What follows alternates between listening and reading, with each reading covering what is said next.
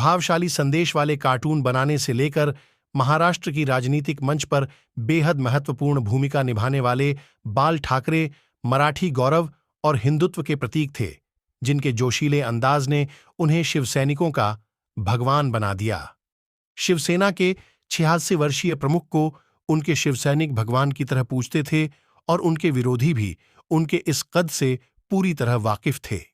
अपने हर अंदाज से महाराष्ट्र की राजनीति की दिशा बदलने वाले ठाकरे अपने मित्रों और विरोधियों को हमेशा यह मौका देते रहे कि वह उन्हें राजनीतिक रूप से कम करके आंखें, ताकि वह अपने इरादों को सफाई से अंजाम दे सकें। वे अक्सर खुद बड़ी जिम्मेदारी लेने की बजाय किंग मेकर बनना ज्यादा पसंद करते थे। कुछ के लिए महाराष्ट्र का यह शेर अपने आप में एक सांस्कृतिक आदर्श था। एक इशारे पर मुंबई में सन्नाटा, अपनी अंगुली के एक इशारे से देश की वित्तीय राजधानी की रौनक को सन्नाटे में बदलने की ताकत रखने वाले बाल ठाकरे ने R.K. लक्ष्मण के साथ अंग्रेजी दैनिक फ्री प्रेस जर्नल में 1950 के दशक के अंत में कार्टूनिस्ट के तौर पर अपना करियर शुरू किया था। लेकिन 1960 में उन्होंने कार्टून साप्ताहिक मार्मिक की शुरुआत करके एक नए रास्ते की तरफ कदम बढ़ाया।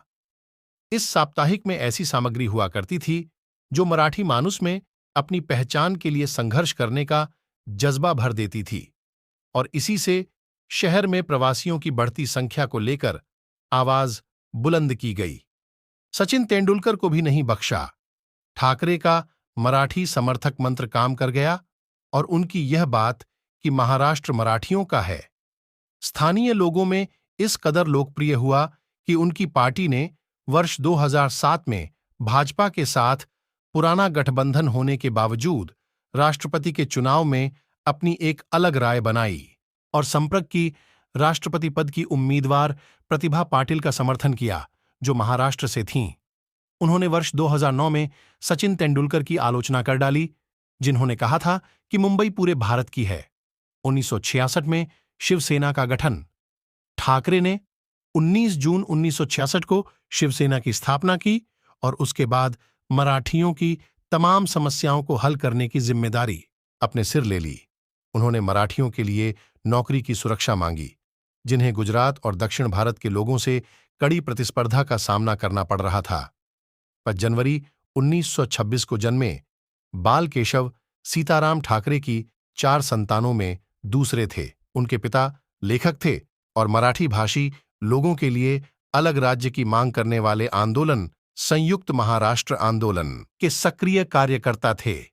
हिटलर की प्रशंसा। खुद को अडोल्फ हिटलर का प्रशंसक बताने वाले बाल ठाकरे ने महाराष्ट्र में मराठियों की एक ऐसी सेना बनाई जिनका इस्तेमाल वह विभिन्न कपड़ा मिलों और अन्य औद्योगिक इकाइयों में मराठियों को नौकरियां आदि दिलाने में किया करते थे। उनके इन्हीं प्रयासों ने उन्हें हिंदू हृदय सम्राट बना दिया।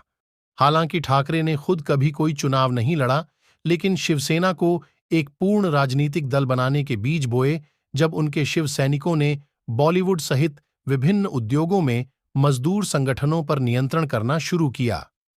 रिमोट कंट्रोल बने। शिवसेना ने जल्द ही अपनी जड़ें जमा लीं और 1980 के दशक में मराठी समर्थक मंत्र के सहारे बृहन मुंबई नगर निगम पर कब्जा कर लिया। भाजपा के साथ 1995 में गठबंधन करना ठाकरे के राजनीतिक जीवन का सबसे बड़ा मौका था और इसी के दम पर उन्होंने पहली बार सत्ता का स्वाद चखा। वे खुद कहते थे कि वे रिमोट कंट्रोल से सरकार चलाते हैं। हालांकि उन्होंने मुख्यमंत्री का पद कभी नहीं संभाला। बहुत से लोगों का मानना है कि 1983 के मुंबई विस्फोटों के बाद हुए सांप्रदायिक दंगों में शिवसैनिकों ने महत्वपूर्ण भूमिका निभाई, जिसके चलते सेना भाजपा गठबंधन को हिंदू वोट जुटाने में मदद मिली। समर्थकों से घुलना मिलना पसंद नहीं था। मराठी मानुस की नब्ज को बहुत अच्छी तरह समझने का हुनर रखने वाले बाल ठाकरे इस कहावत के पक्के समर्थक थे कि ज्यादा करीबी से असम्मान पनपता है, और इसीलिए उन्होंने सदा खुद को सर्वश्रेष्ठ बताया। अपने समर्थकों से ज्यादा घुलना मिलना और करीबी उन्हें पसंद नहीं थी, और वे अपने बेहद सुरक्षा वाले आवाज मातोश्री की बालकनी से अपने समर्थकों को दर्शन दिया करते थे। प्रसिद्ध दशहरा रैलियों में उनके जोशीले भाषण सुनने लाखों की भीड़ उमड़ती थी। मुसलमानों को कहा था, कैंसर पाकिस्तान और मुस्लिम समुदाय को अक्सर निशाने पर रखने वाले बाल ठाकरे ने एक बार मुस्लिम समुदाय को कैंसर तक कह डाला था। हिंदू आतंकवाद की वकालत उन्होंने कहा था, इस्लामी आतंकवाद बढ़ रहा है और हिंदू आतंकवाद ही इसका जवाब देने का एकमात्र तरीका है। हमें भारत और हिंदुओं को बचाने के लिए आत्मघाती बम दस्ते की जरूरत है। पद नहीं प्रभाव था। बाघ की विविध छवियों के साथ सिंहासन पर बैठने वाले ठाकरे वर्षों तक महाराष्ट्र की राजनीति पर छाए रहे।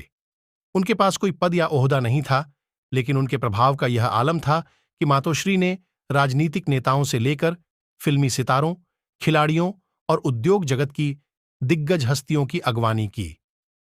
अगर यह वीडियो आपको अच्छा लगा हो तो इस वीडियो को लाइक करें और हमारे इस चैनल सच्ची घटना पर आधारित को सब्सक्राइब करें।